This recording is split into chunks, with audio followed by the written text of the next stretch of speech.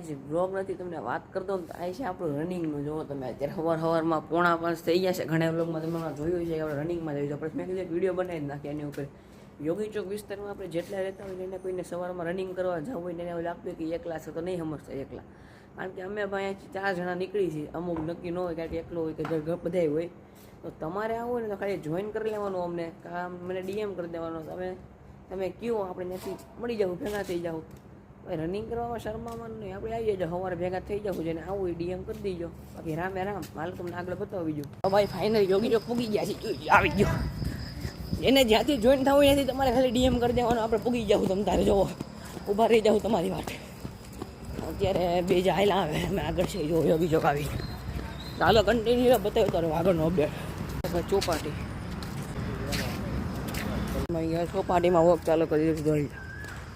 સવારમાં ચોપાટી બહુ શાંત છે, વાંધો નથી. આવી ગયા છે ચોપાટીમાં. તો મિત્રો અત્યારે સવારમાં આવી ગયા તો ચોપાટી આવીને થોડીક વાર રેસ્ટોરન્ટ તમને પણ કહી દો કે ભાઈ જેને કાલથી આવવું હોય તો ડીએમ કરી દેજો. અમે તો આપણે તો ડીમાર્ટથી ચોપાટી લગી જ આવી છે. જેમ વધશે આપણે લોકેશન ફેરવતા રહેવું, બીજે અલગ અલગ જગ્યાએ જાઉં. તો મળી કાલે જેને આવવું હોય ડીએમ કરી દેજો રનિંગમાં.